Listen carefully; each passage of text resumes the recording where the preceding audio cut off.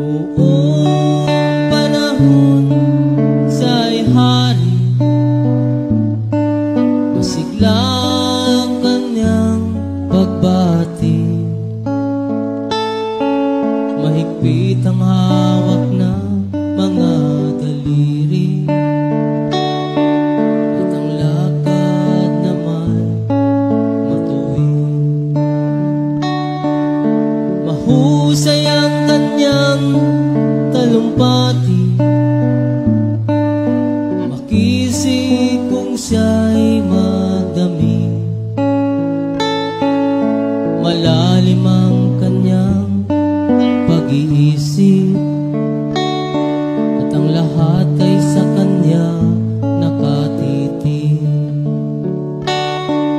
Ngunit ngayong siya'y pagod na, mahina na rin ang katawan, pinagmamasdan na lamang sa bintana ang unti-unting pagdaloy ng ulan.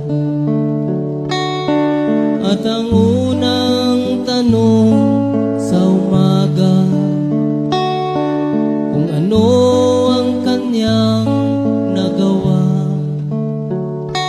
sa paglipas ng 90 taon, nang siya'y malakas at bata pa.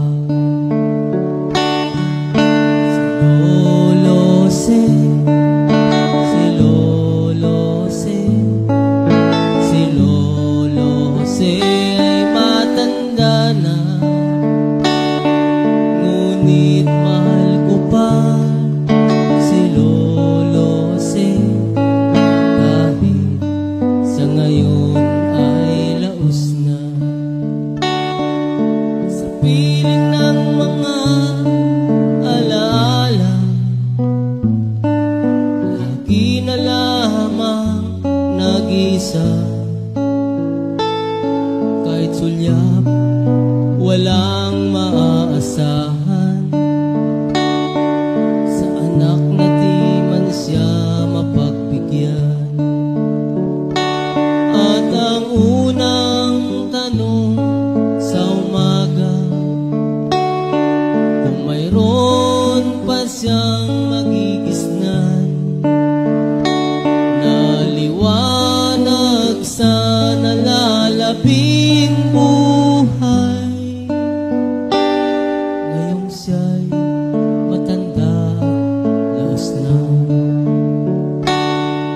Si Lolo Se, si Lolo Se, si Lolo Se ay matanda na, ngunit mahal ko pa si Lolo Se, kahit sa ngayon ay laos na. Sa dilim ng kanyang pag-asa, maghapon na lang nakabantay, kung kanyang matatanaw pa ang hiwaga, nang hindi malimot niyang nakaraan.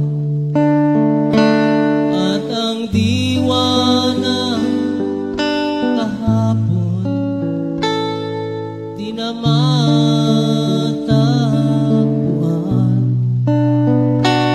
At ang sinag ng umaga, dinaanan ng ulan. At ang hirap ng nasa puso, di na mapantayan.